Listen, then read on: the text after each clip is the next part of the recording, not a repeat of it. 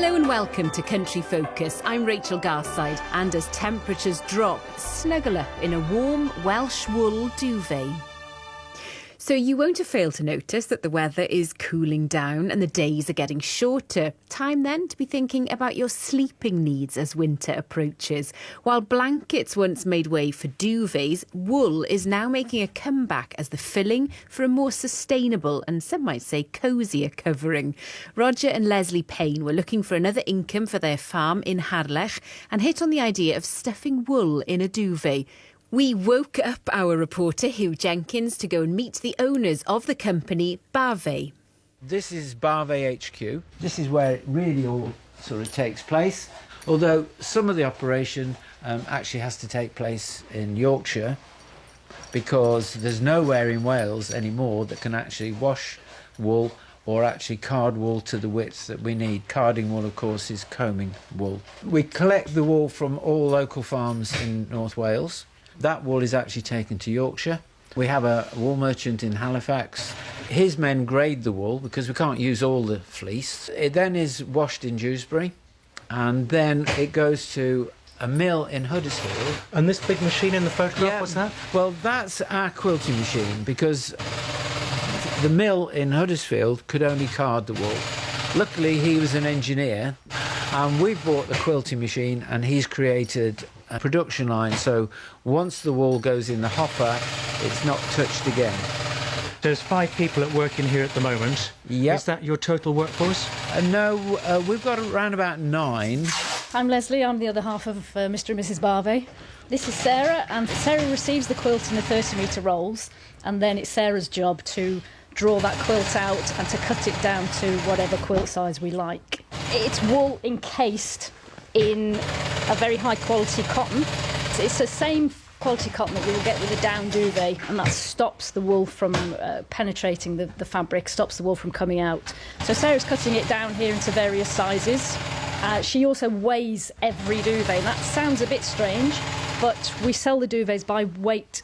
Because wool is breathable, you can't hog rate it. So we sell it by the grams of wool per square metre. And that noise of the machine you can hear, that's Karen. Karen's on the binding machine. And Karen's job is to take the duvet and to bind all the edges. So they're all sealed, so the wool is all encapsulated. And at that point, she'll also put the labels on. So Karen's over here in the corner, and at the moment she's doing mattress topper. That's what you sleep on. So you're sleeping on top of that. On the whole, mattresses tend to be polyester of some sort, and this will give you a natural topper to that mattress. We actually started with just one unit 9 years ago, and we've developed pretty rapidly. I understand you appeared on Dragon's Den. What was that like? Horrendous. Frightening. It was a frightening experience. I would do it again now, but at the time we were quite green. We were like rabbits in the headlight, but it was great exposure. They offered you some money in return for 50% of the business and you turned them down. Yes, Peter. Any regrets? At the time, no. If we were to go back now, I think I would take the offer, to be honest. But at the time, we'd worked so hard and we'd had nothing back. We were still pouring money into the business ourselves. And we felt that 50% of the business at that stage, really, when we had had nothing back from it, was a little bit over the top. People were actually buying our Baavets online during the programme. And at 10:10, which is 10 minutes after the programme finished, our web designer phoned and said, your computer's crashed under the traffic, so you better get down and reboot it. And we sold as much in the next 24 hours as we sell in a month. And what's in here? This is the pillow department. This is where we manufacture all our pillows, and at the moment we're selling probably about 6,000 pillows a year. So it's quite a big part of our operation. We have wool made into neps. Neps? Neps. What I'm showing you here are small, mechanically rolled balls of wool, about 5 millimetres across. And the reason we do this is because under the weight of your head, wool would collapse. So what you need is something that will give the pillow structure and also something that you can continuously fluff up and get air back into. So those neps form the core of the pillow. You can see, just with a little bit of fluffing up, what you would do with an old-fashioned feather pillow, really. You fluff it up daily, that brings air back into it, and all our pillows are zipped, which I don't know why all pillows aren't like this, really. You can access the inner, you can change the contents, make it a bit higher or lower, whatever suits you, and take the pillowcase off and wash it, which is a very popular thing with the customers. Can I just try it? Yeah, sure.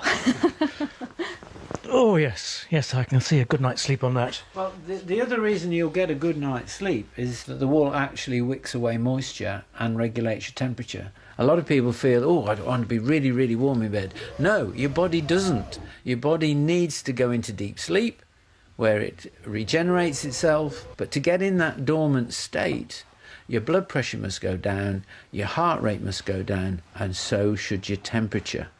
And of course it can't. Not under polyester, feather or down, because they are all insulators. During the night, your temperature rises, so you are brought out of deep sleep, your arms out, leg out, duvet on, duvet off.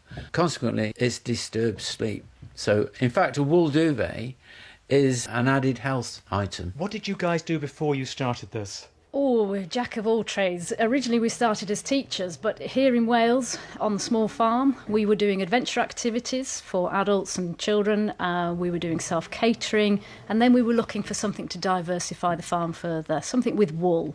We thought, let's reinvent the blankets, let's stuff wool in a duvet. Oh, you can't call it a wool duvet. Let's call it a Baavet, and that's where it all began. Reinventing the blanket, Roger and Leslie Payne making the most of local wool to create a good night's sleep. And that's it for this week from me, Rachel Garside, and the Country Focus team. Thank you for your company.